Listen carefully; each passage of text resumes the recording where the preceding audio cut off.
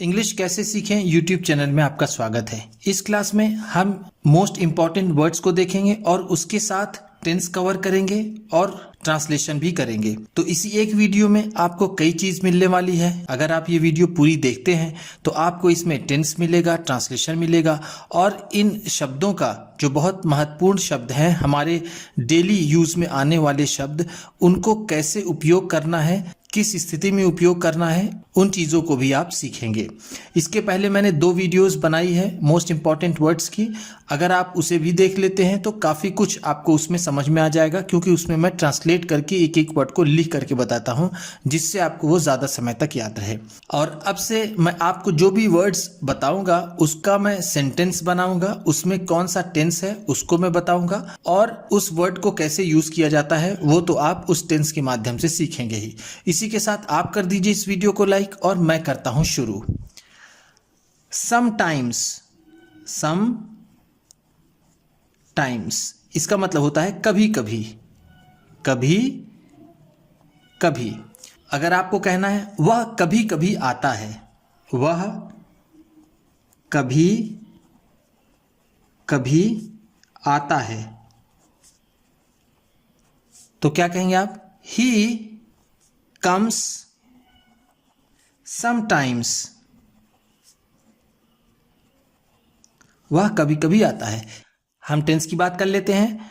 जिस सेंटेंस के लास्ट में ता तेती के बाद है हूं हो आदि शब्द आता है उसे प्रेजेंट इंडिफिनिट टेंस कहते हैं। जिस तरह से इस सेंटेंस में आया है वह कभी कभी आता है, तो लास्ट में ता है और है, तो ये प्रेजेंट इंडिफिनिट टेंस हो गया। इसका स्ट्रक्चर होता है सब्जेक्ट, जैसे आप इसमें देख रहे हैं ही, और वर्ब की फर्स्ट फॉर्म के साथ एस या ईएस अगर उसका सब्जेक्ट सिंगुलर हो तो, जैसे ये वर्ब की फर्स्ट फॉर्म है और ये एस है। क्यों? क्योंकि इसका सब्जेक्ट ही जो एक सिंगुलर सब्जेक्ट है, इसलिए ये प्रेजेंट इंडिफिनिट टेंस बनता है। ऐसे में सारे टेंस की वीडियोस बना दूंगा अलग से, जिसमें एक एक टेंस को एक्सप्लेन करके अच्छे से मैं बताऊंगा। फिर भी मैं समझाने के लिए ऐसा कर देता हूं। अगर इसी को आपको प्लूरल सब्जेक्ट रखना है, वो कभी कभी आते हैं, तो होगा दे कम समटाइम्स। इस कम में देखिए एस नहीं लगा है, क्यों? क्योंकि उसका सब्जेक्ट प्लूरल है, दे प्लूरल होता है इसलिए। अगला वर्ड लेते हैं ऑफेन। इसे ऑफेन चाहे आप ऑफ्टेन भी कह सकते हैं, इसका दोनों उच्चारण सही होता है, ऑफ्टेन चाहे ऑफेन। इसका मतलब होता है अक्सर, जिसे हम हिंदी में प्रायः कहते हैं। इसे भी हम ऐसे कह सकते हैं, मैं अक्सर बाजार जाता हूं, मैं अक्सर बाजार जाता हूं। मैं फिर से उसी टेंस को इसीलिए रिपीट कर रहा हूं, आपकी प्रैक्टिस हो जाए। और इस तरह के वर्ड्स जैसे ऑफन है, समटाइम्स है, ऑलवेज है, नेवर है, ये ज़्यादातर प्रेजेंट इंडिफिनिट में ही यूज होते हैं। तो मैं अक्सर बाजार जाता हूं का ट्रांसलेशन होगा I often go to the market. आपको बताना है कमेंट बॉक्स में वह अक्सर बाजार जाता है का ट्रांसलेशन क्या होगा। ऑफन का मतलब हो गया अक्सर, गो का मतलब होता है जाना और बाजार का मतलब मार्केट। फॉर, फॉर का मतलब के लिए, ये तुम्हारे लिए है, ये तुम्हारे लिए है। इट इज फॉर यू, ये तुम्हारे लिए है, फॉर का मतलब है के लिए। अगला है विथ। विथ का मतलब होता है साथ, या फिर इसका सेंस से भी निकल के आता है अगर ये प्रीपोजिशन की तरह रहे तो, लेकिन हम इसको सिर्फ साथ वाले मतलब से जोड़ेंगे।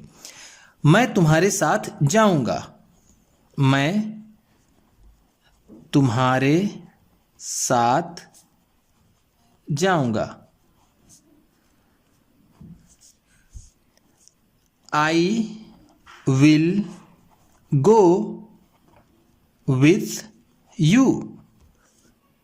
इसमें कौन सा टेंस है? Future indefinite tense. क्यों? क्योंकि इसमें विल के साथ वर्ब की फर्स्ट फॉर्म है, इंग्लिश में ऐसे हम पहचानेंगे और हिंदी में जिस वाक्य के अंत में गा गेगी रहे वो फ्यूचर इंडेफिनिट टेंस होता है। अगला देखते हैं टूवर्ड्स। टूवर्ड्स का मतलब होता है की ओर।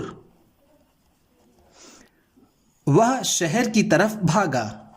वह शहर की तरफ भागा। इसे हम इंग्लिश में कहेंगे he ran towards the city. Towards का मतलब क्या होगा? की तरफ या फिर की ओर। हम यहां पर इसे की तरफ भी कह सकते हैं। अब इसमें कौन सा टेंस होगा? यह है पास्ट इंडेफिनिट टेंस। क्यों? क्योंकि इसमें वर्ब की सेकेंड फॉर्म आई है। यही एक ऐसा टेंस होता है जिसमें वर्ब की सेकेंड फॉर्म लगती है और किसी भी टेंस में वर्ब की सेकेंड फॉर्म नहीं लगती। इस बात को ध्यान दीजिएगा। अगला है इनसाइड। इनसाइड का मतलब होता है अंदर। वह घर के अंदर है। वह घर के अंदर है तो हम कहेंगे he is inside the house. Inside का मतलब अंदर। आउटसाइड का मतलब बाहर। इसे हम क्या कहते हैं? Out side. कुत्ता घर के बाहर है। कुत्ता घर के बाहर है तो आप कहेंगे the dog is outside the house. इस तरह से मैं ये वीडियो यहीं पर समाप्त करता हूं।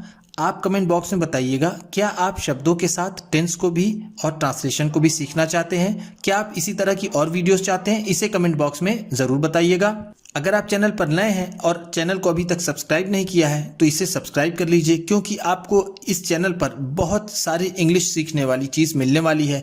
हमारे चैनल की प्लेलिस्ट में जाकर आप रीडिंग से लेकर के एडवांस ट्रांसलेशन से लेकर बेसिक ट्रांसलेशन तक की वीडियोस देख सकते हैं। वहाँ पर आपको बहुत कुछ इंग्लिश सीखने के लिए मिलेगा।